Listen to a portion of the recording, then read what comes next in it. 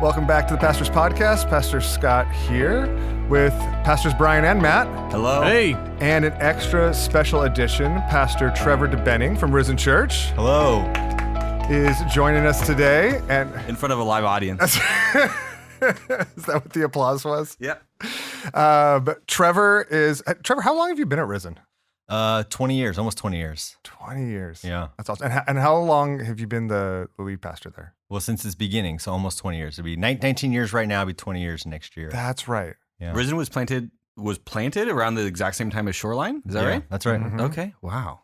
And then when did you guys merge together with Westside Christian Fellowship? Yeah, it was like 7 years ago. Okay. Yeah. Yeah. So really like kind of weird parallel stories here. Church plant and then a merge.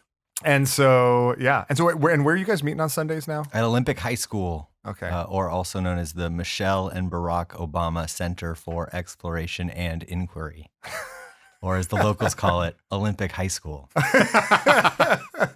And that's on like Lincoln? Lincoln and Ocean Park. Yeah, Lincoln and Ocean Park. Yeah.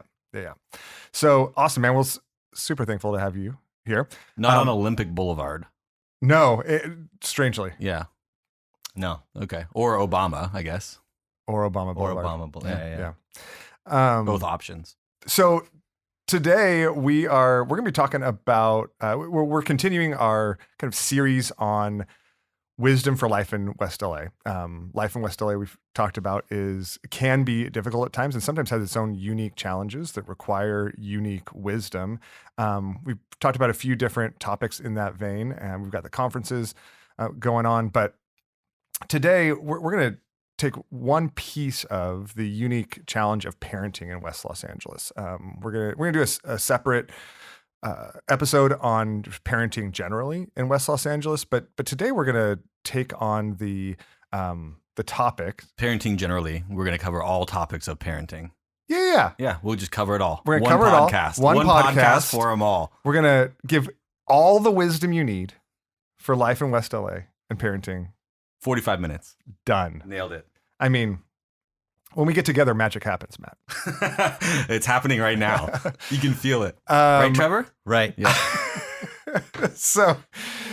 But today we're going to take a piece of that, and we're going to talk about schooling. We're going to talk about schooling options in West LA, how we think through them, how we navigate through diversity in the church regarding them, and we're going to handle everything you need to know about schooling choice, Matt, in the next 45 minutes.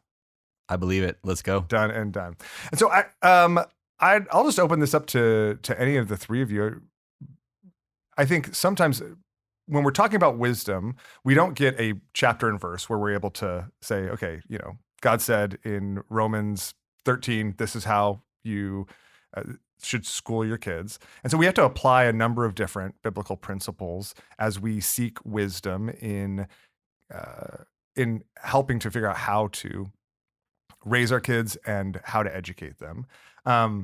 So if it involves a number of different principles, what are some of the principles at play as you guys have thought through this and helped others in the church think through this?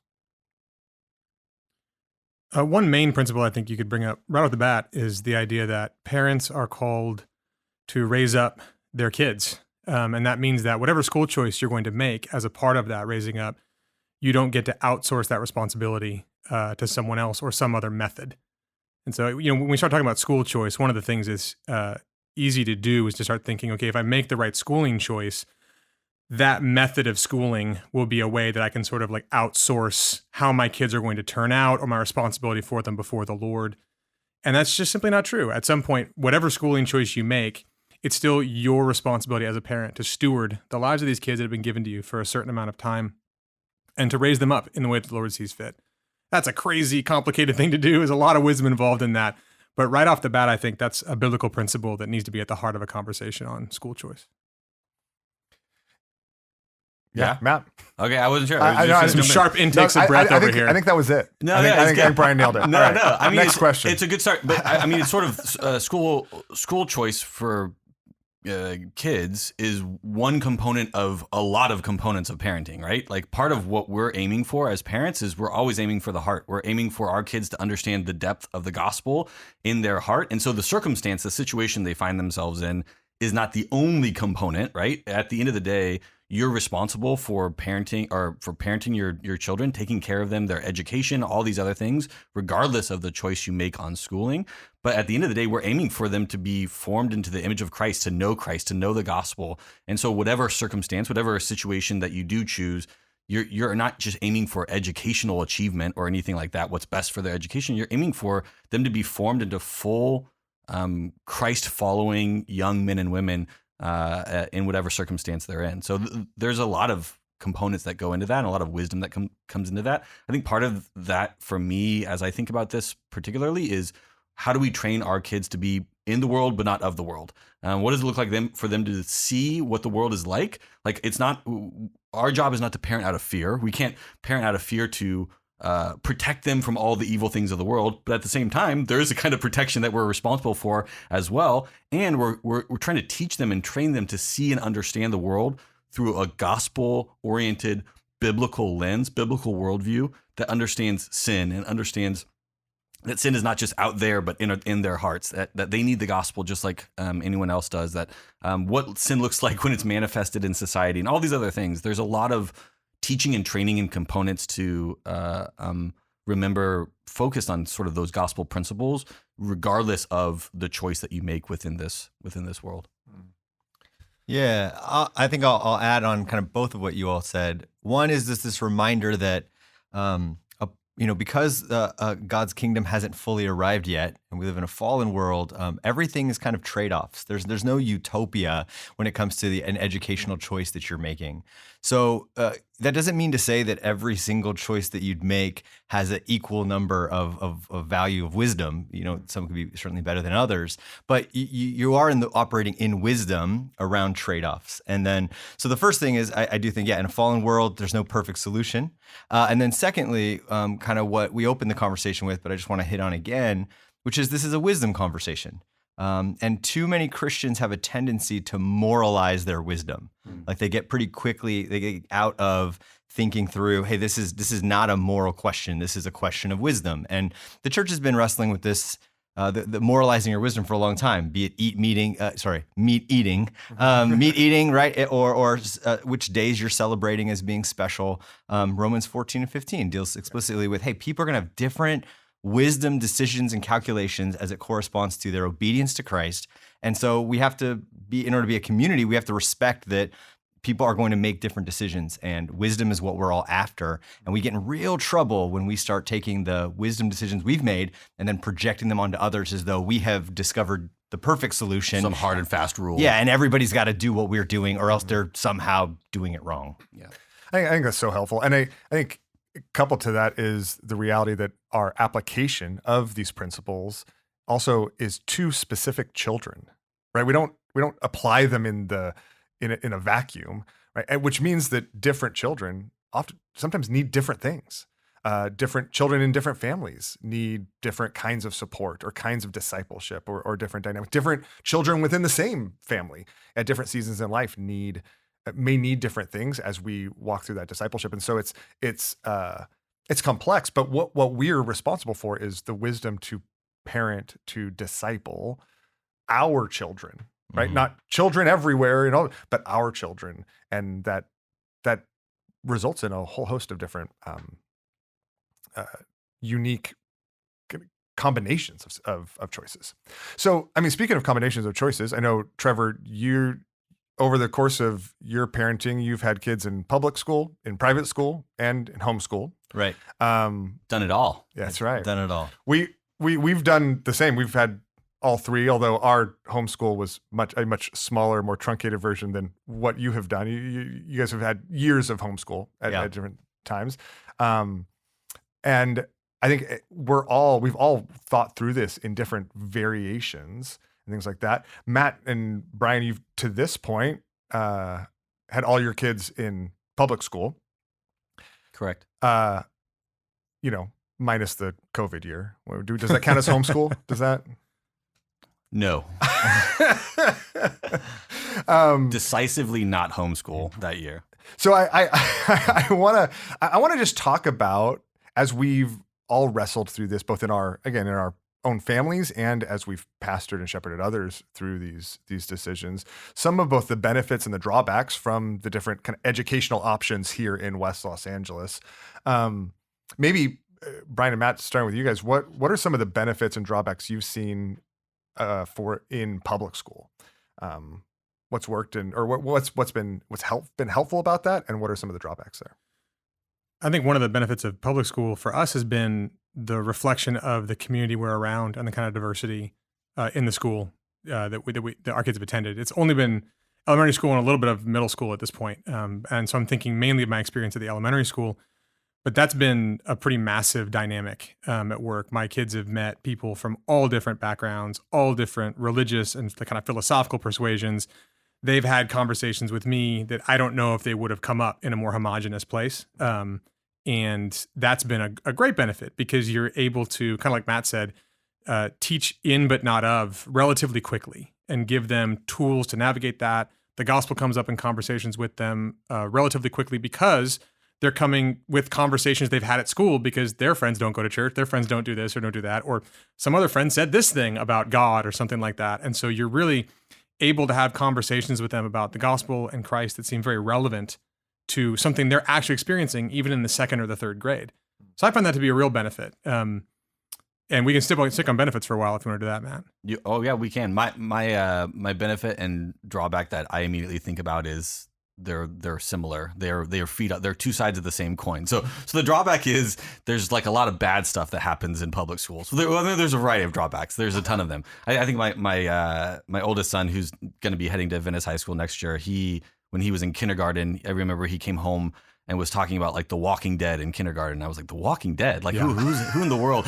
Or even this week, something happened with one of our older kids. Someone said something really horrible to one of our older kids who's more sensitive in a school context that is just like a terrible thing. And we had a long conversation about it just yesterday, actually. And I'm not even going to name which kid it is because he or she may be sensitive and may or not listen to this podcast. But the reality is there's a lot of bad things that come from that. There's a lot of sin that our kids see. Our kids see a lot of sin in the kids at school. Our kids see a lot of exposure to things that they wouldn't, I would not show my 5-year-old The Walking Dead. The fact that he knew about it in kindergarten is not something that I don't understand. There's a lot of things that they're exposed to that you wouldn't otherwise maybe get exposed to. And there's a lot of negatives to that. The negatives are that they see sin in a really real, upfront, up close way that is maybe not how we would perfectly curate it or perfectly plan it out for them. The pro of that is they're in our home when they're experiencing that, and we can have those conversations. And so in our home, the amount of conversations we have about both how to deal with other kids at school who are saying, doing whatever, bad things. Middle school, our oldest kids are in middle school right now. They're going to be heading to high school. So we're talking about drugs. We're talking about kids talking about pornography or other things like that. We're talking about cussing, and cussing comes up all the time. And there's a lot of things like that they're exposed to, and that's just part of the life of public school. But we get to have these incredible conversations with them about what does it look like to think through that? What is happening in the heart of this person when that's happening? What is happening? What do they believe about? So there's that side of things, the social side. And then I think there's also hard conversations we're having with our kids right now about evolution and science and the things that they're being taught actually from the teachers and the administrators and other things like that. Issues related to LGBTQ community, issues related to maybe some anti-Christian bias within the school as a whole. And so there's a variety of conversations that come up that allow us to have those conversations together as a family or with individuals as a parent and shepherd them through those conversations here and now while they're living in our home.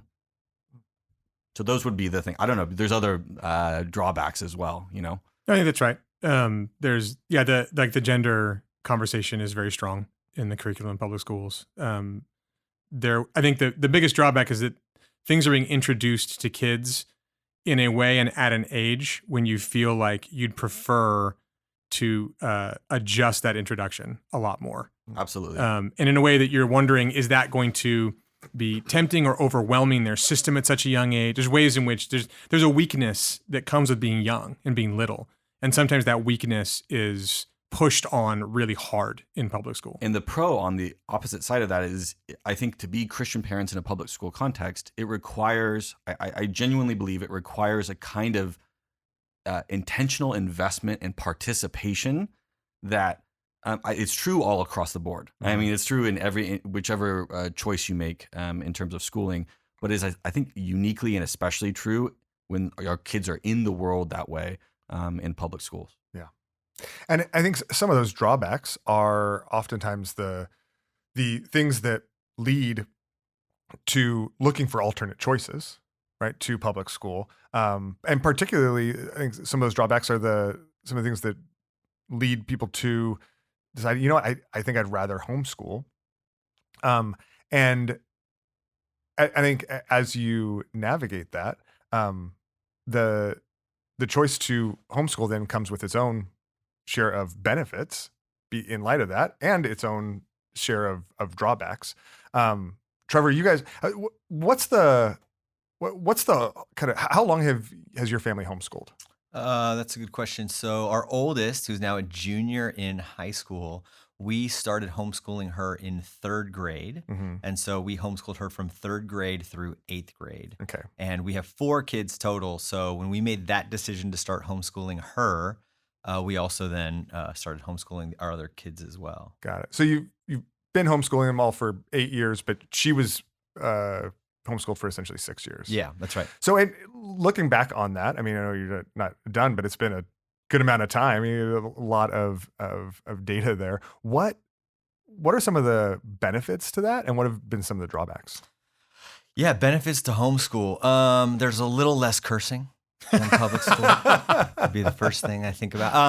I think it's easier. And that's gonna be surprising to some people, because some of the things that you guys are talking about is you do have to wrestle with this reality that when your kid comes home from public school, we experience this. You're trying to figure out, like, what do I have to kind of unteach you in order to help shape and form you, and that takes some work. So a lot of parents think, hey, I'm not equipped for this. I can't do this. But I think that what Brian said at the top is so important, which is there's sort of this myth that parents are supposed to outsource their education to whatever government systems are available for them. And the reality is that Scripture tells us that it's our responsibility to raise up our children in the Lord. And we teach them kind of almost everything else, but then we somehow decide we can't teach them math or science. And there's a ridiculous number of resources that are able to help us do that now that didn't exist even, 30 years ago. So some of the benefits of homeschooling, one, I think that in our context, we really wanted to see education as an extension of our Christian discipleship. And that particularly included pushing against the idea that empirical knowledge is somehow the knowledge, and that knowledge of God is like for your private life that's not really a part of the public square. And so what we put in our schools today are these are the categories of knowledge that are acceptable to know. We can test and verify them, but knowledge that God exists, I mean, that's people can decide that at home. We wanted to say, no, those are all kind of the presuppositions that sit at the foundations of what we believe as it pertains to, math and science and philosophy and politics and ethics. I mean, one of the key things that we wrestled with was a story we tell is my daughter came home after learning about Martin Luther King Jr., and I was asking her questions about MLK, and she said, yeah, MLK was this, he was a great kind of warrior for justice. He was an activist. And I was like, well, but do you know what his, perspective was? Do you know what his profession was? And she was like, no, I think he was like a protester. He was like an activist. And I was like, well, he's actually like maybe our most famous pastor. And that's what I do. So there's some sort of like, hey, you're learning about one of our guys. And she was like, I'm not entirely sure that's true, that he's a pastor. And I'm like, no, you don't understand. He believed and held to the view that our our country had said that something was true morally, but there was a standard that sat above our government that was God's law, and we're outside of that, and we need to implement that. She was just sort of like, wait, what? Because those kinds of things have to be carved out, and so you have to put them in. So I think being able to integrate faith into every conversation, and by that I don't mean just kind of carving out like, hey, we're only going to do math that's Christian math. I don't mean that. Even only though addition, only using pluses. That's right. Crosses. That's right. So I don't mean there are kinds of homeschooling I think that can get really closed-minded. I'm actually trying to make the argument that homeschool provided us with an open-minded education. Our kids could ask any question. You want to know about what does Islam think? What do they think about this? Or why do these students wear these yarmulkes? And what's the Jewish community think? And what do we think about politics? All the why questions we could answer at home in the integration of our whole education. So that was an advantage. The other advantage of homeschooling was that we were able to pace things out according to our kids' interests and their passions and their development, and not artificially limit them around what their peers were doing. So our daughter had this moment where one of her teachers came to us and said, hey, your daughter's kind of ahead of the class, and so I don't have to give her as much attention. She just reads by herself, and I can pay attention to the other kids. And we thought that's great for the other kids. They get more individual learning, but is it the best thing for our daughter that she's kind of left alone because she's ahead? It didn't make a whole lot of sense to us. So we're able to pace things out. And so the Christian integration and the sort of self-pacing, the independent learning aspect of it teaches a lot of independence as they're doing it. More quality time with them as parents you get to spend with them are some of the those are some big wins that I think come out of homeschooling. Awesome. It's super helpful. So what about the drawback side of things? Like where have you, and actually, I mean, I'll say just as an aside, I think there's, similarly, we've only homeschooled kind of in a year at a time. And, but a lot of for a lot of the similar reasons about just both integration of education, I think we've looked for that and just quality time, like looking for space where you can have some of those conversations, and there's also almost like an accountability to that time, right? When you're responsible for that, you're like, oh, I have to do this. But what are some of the drawbacks? Like, what are some of the drawbacks from the alternatives out there? Yeah. I love this question because remember I opened up talking about trade-offs. Our kids, we never treated homeschooling as a silver bullet. All of our kids, if you ask them like, hey, what's the best parts? They could tell you. What's the worst parts of homeschooling? They could tell you. But we've always like, hey, we're trying to pick our trade-offs. Let's start with, I think, probably the most difficult one, I think, is that it's very financially difficult. If you're going to homeschool your kids, you're probably going to need someone who is going to abandon being in the marketplace to earn an income that, I mean, we live in one of the most expensive places in the country, if not the world, to live. And so, being content with making financial sacrifices that make it extraordinarily difficult to do that is very hard. It's just really, really hard. So that too, it can be kind of lonely for kids. There's a ton of socialization that happens at school. While I think that in our public school experience, I feel like my kids maybe wasted a bit more time than I wanted them to. That wasted time is often filled with building social relationships that are so critical to your future, life as you're building friendships and losing friendships and meeting all kinds of different people from different backgrounds and perspectives. So it can be kind of lonely.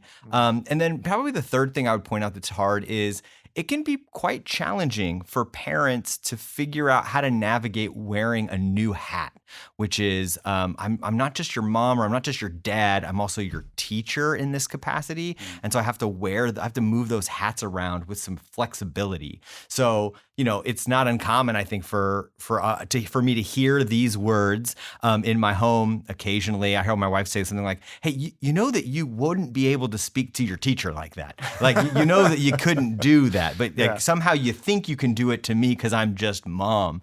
And so trying to figure out, hey, we need to have a conversation. I have to play this role in your life in preparation for the kinds of authority structures that you'll experience outside of the home.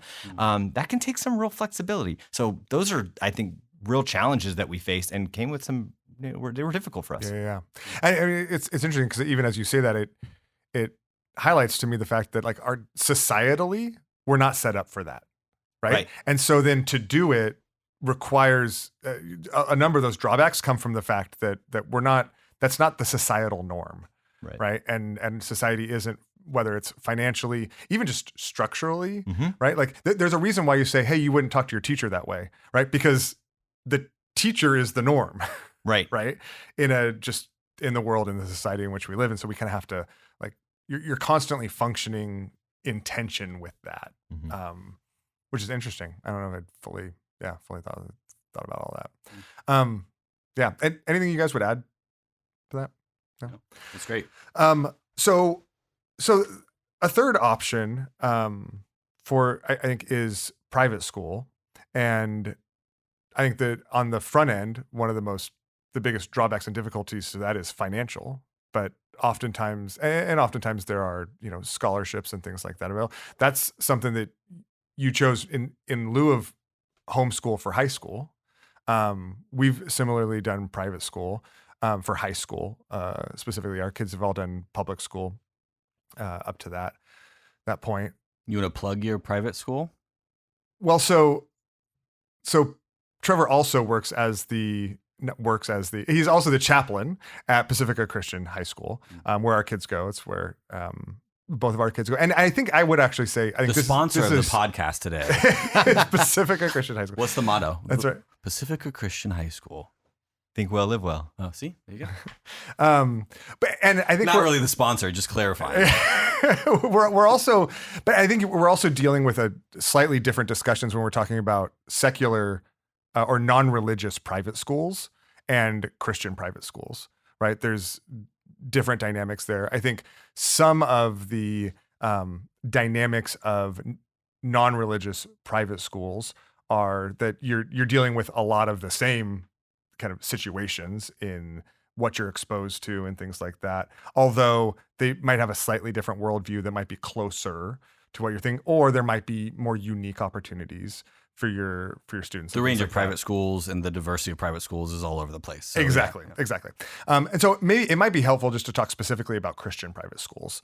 And there's not a lot on the West Side. I think that's part of what you're pointing out, Matt. But there are at every level. Trevor, what are some of the? I mean, you have a unique perspective, both as a parent, but also being on campus as a part of the staff there, in a sense.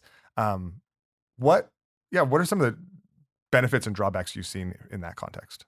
Yeah, so some of the benefits of sending your kid to a Christian private high school or a Christian private school is that you get faculty and staff who are going to be sharing your love for Christ and your desire to see your kids raised up in the Lord. So you're not having to sort of question, are my kids going to be receiving some learning that I'm going to have to unlearn? You maybe are kind of still aware of those maybe denominational differences, but it certainly feels quite comfortable knowing like, hey, when I'm dropping my kids off, the person responsible for pouring into my kid, they love the Lord and they want my kid to as well. And that's just wonderful.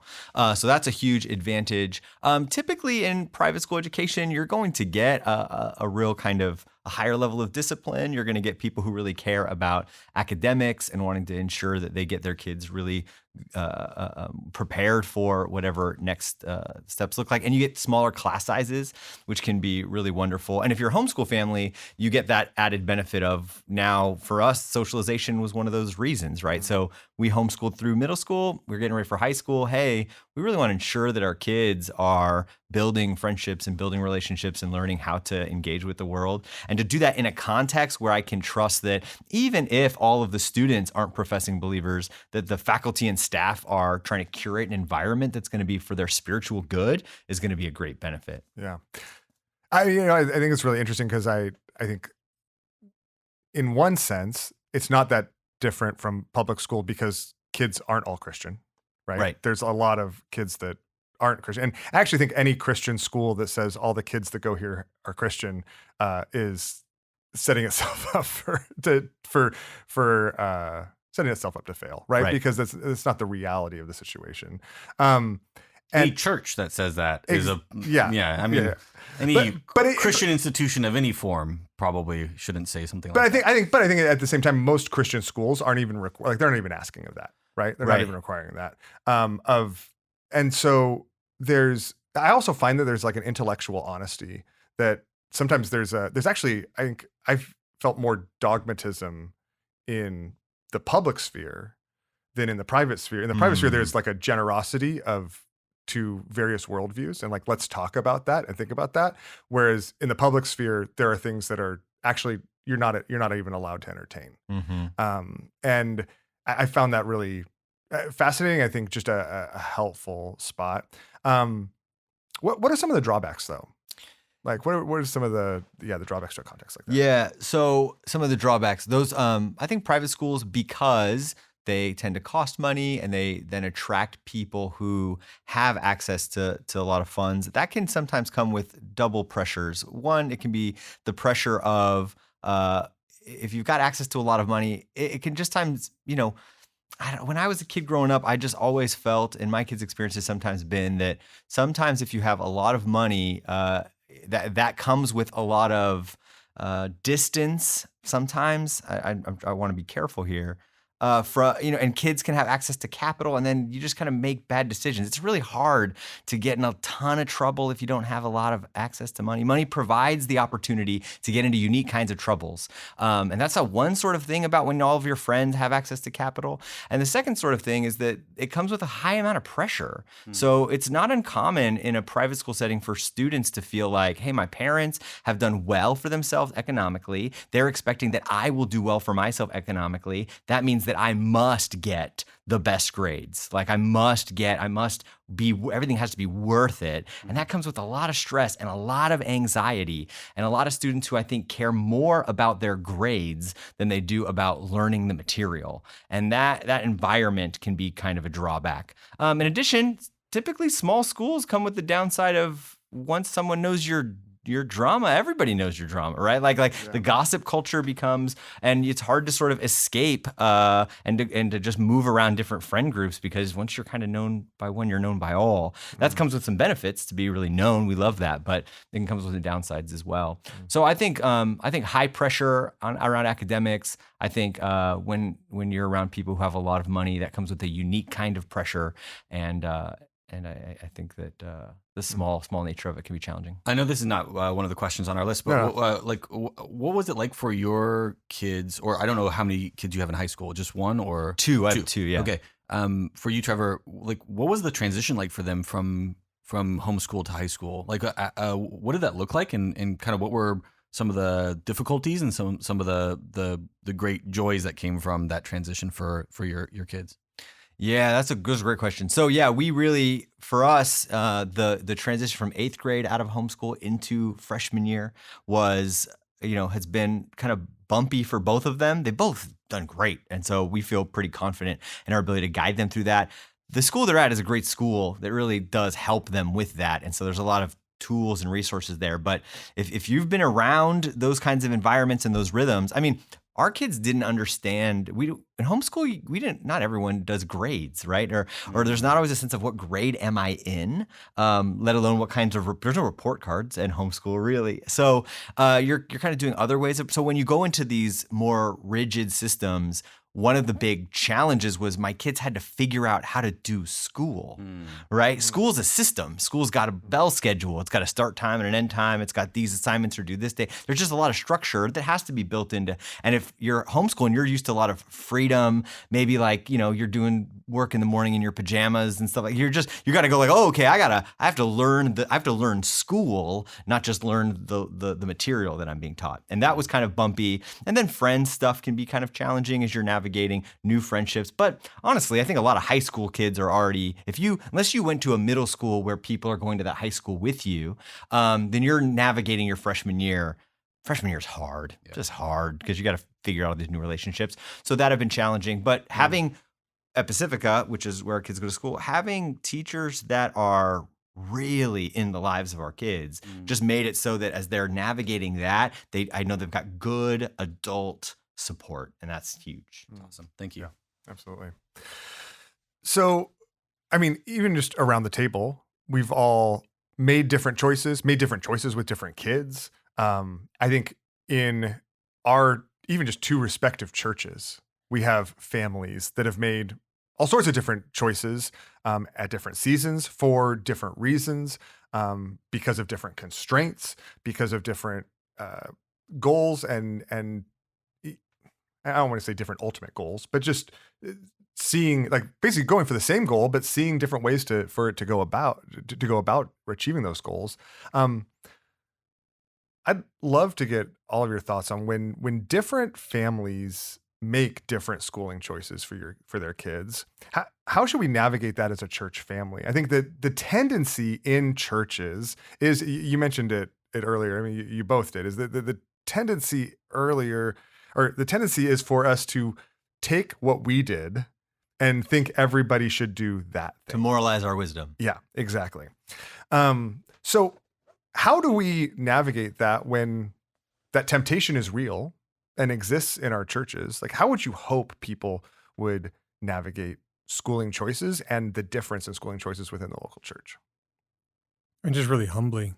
I mean, I think one of the reasons I think we tend to moralize our choices is because deep down we're just really scared we're going to make the wrong one. And if someone makes a different one, it feels threatening to the one we made. And these are our kids. We love our kids. We don't want to have made a wrong choice about our kids, especially like a substantial one. And so I think having a church community that is really immersed, like practically and at a heart level in the gospel and the grace that comes with it, allows you to kind of get rid of some of that fear and know that your choices are not the ultimate barometer for the outcome for your kids, that the Lord is real and his providence is real. And that can kind of loosen up the tightness in your chest and your heart to allow wisdom to be wisdom and someone else's choices to not make you deep down in ways that you might not even be fully conscious of, just really afraid and really tense. There's other things that we could talk about too. It's not always because you're afraid. Sometimes it's because you're worried about, maybe you're afraid of larger things. You're afraid of where society's going. You're afraid of all these different things, such that you think someone's school choices are contributing to like a negative thing in the world. And that's actually what you're scared of. And so the same lessons apply. It's still about the gospel and providence and grace and the Lord being real and not just this strategy we have for outcomes we want, that I think can really loosen up a church community and culture. So we can look at each other and actually help each other with that humility, help each other understand that grace in such a way that we're able to treat wisdom choices as wisdom choices, and honor them in each other. So that's at least an opening salvo. Yeah, and I think it would be. I think it's good to talk about why we're making the decisions we're making. Like, I think it's helpful. Yeah. If you have if people are in a church community are coming to these conversations with a heart of humility, a posture of humility towards one another, it's helpful to learn and understand. And there's been a lot of different. I've learned a ton from you, Scott, and your approach, and we have not taken the same exact approach that you and Laura have taken, but I've still learned a ton from the principles that have guided you. And so, like, being really curious and interested to hear where people are coming from and really listen and not be too insecure to say, yeah, maybe we should adjust here and there. Maybe there are things that we can learn and maybe there's ways that my heart is motivated by fear or ways that my heart is motivated by whatever. That I can take to the Lord, I think is really helpful. And I would love to see continually more conversations where people are open to hearing from brothers and sisters in Christ as they navigate these wisdom decisions. I think that's so helpful, because I when you talk about it, even Brian, when you talk about that humility, I think for me that comes from recognizing the complexity of these decisions as well. That there are so many factors that go in. There's so many different dynamics going on in each unique family. There's so many unique dynamics going on with each kid. The factors we've talked about, financial factors, logistical factors, career related factors. I mean, we didn't even talk much about one of the reasons that our kids were in public school for so long was that was, especially as a pastor, like that was our connection to our community. Like we had very little kind of open doors to relationships with non-Christian families. Otherwise, and I think there's a balance there depending on the kid, right? Whether that's a good thing for them or a unhelpful thing for them. But that was a huge part of it for us. and was a huge blessing, actually, I think, in the end. But that's just another factor, right? Of all these countless little different factors that each family is wrestling through, navigating through, taking before the Lord. I think when we understand the complexity of it, it breeds that kind of humility. And I think what's important to remember here is, although there's a lot of nuance and there's a lot of complexity, it doesn't mean everyone's making these decisions all in the best way, in the best thought. Absolutely. Right? Like there's ways that we can learn from each other. There's ways that these principles can speak into our decision making as we walk this path. And I think we should be open to that. I think that's part of what that humility manifested looks like in our lives. It's probably more than that. I mean, at some level, it's probably, I would suggest that it's a rare case when you shouldn't be putting your schooling decisions in front of a trusted friend. Like it shouldn't always be just like, yeah, I'm open to it if anyone wants to talk to me about it. Like, I know that's been my experience is with you guys. Like I've had conversations multiple times. Like, what about this? What about that? Here's what I'm thinking. Does that make sense? That should be just part and parcel of being a Christian at some point in every major decision, and sometimes the minor ones too, just to invite counsel and trusted people and people who know you well and know where your fears are, where your desires are, where you're prone to make mistakes, but also where your gifts are and what you're really good at. Just people who know you. Inviting them into those decisions can be scary, and culturally it's not something we normally do. There's certain things like raising your kids and how you spend your money that just typically people aren't supposed to talk about that or submit it for discussion, like kind of culturally. And Christians should probably be Christians should be different on that for the most part, in being able to invite counsel and be able to know that we're loved enough to, if someone sees mistakes, they'll love us towards truth. And if we're worried about that, we can have them encourage us towards grace and all sorts of other things along the way. And by open to counsel, it makes me think of being open to counsel from those who may think differently than you, who think differently than you, right? I don't think it helps anybody to be like, I feel like I'm leaning towards sending my kids to public school, so I'm going to read 3 books about how awesome public school is and only talk to other people that go to public school. But that's what churches typically do, right? Exactly, the public right? school families hang out, and the private school families hang out, and the homeschool families hang out, and they all read the same books, and the same blogs, and listen to the same podcasts. You have the same sort of echo chamber. But you're right, like the invitation and the conversation across decisions, is really important. Exactly. Well, and can we say too, it's not just submitting your decisions to see if they're bad. At some level, we should be talking to each other to celebrate each other's decisions too. Yeah. There's such a beauty in being able to look at someone else who's doing something differently than you, but knowing their family enough, knowing their kids, knowing them enough, and going, man, I see why you got there, and I think that's just glorious. I think it's going to work out well, and I'm here to help you cultivate the strengths of it. I'm here to help you compensate for the weaknesses. But there's a way in which it's not just let's all make it's not all negative. There's also plenty of positive in being open and talking about these things.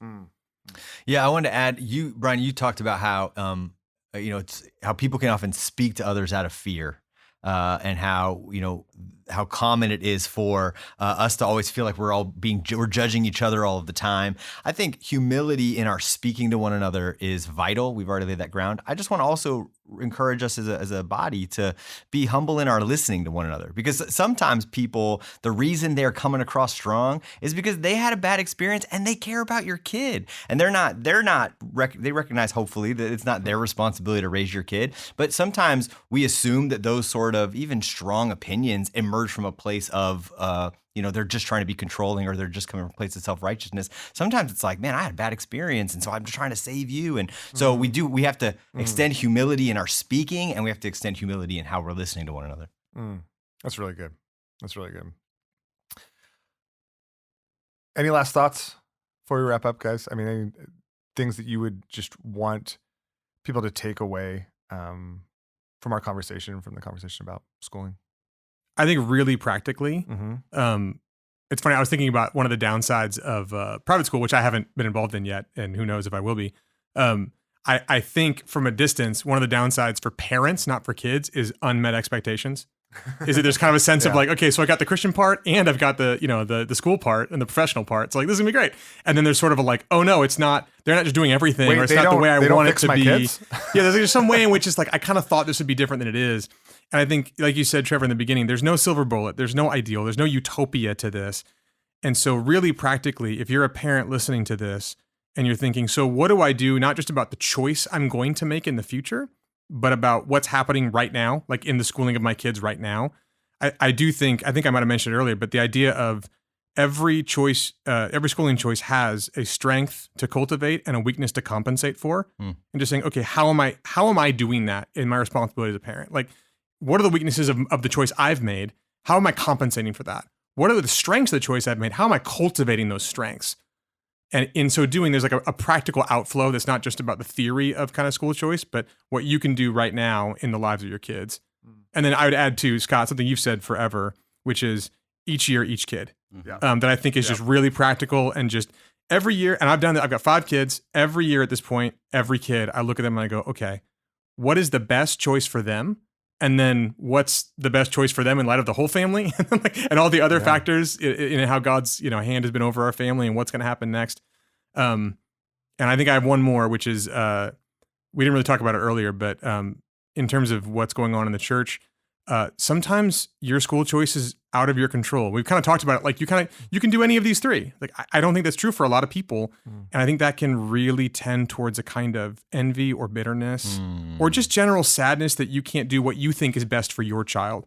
Every year, every kid, and you're going, but I can't do what I think my kid needs this year. And I just want to point you to the faithfulness of God in the midst of the circumstances that you're in, that he doesn't do things by accident.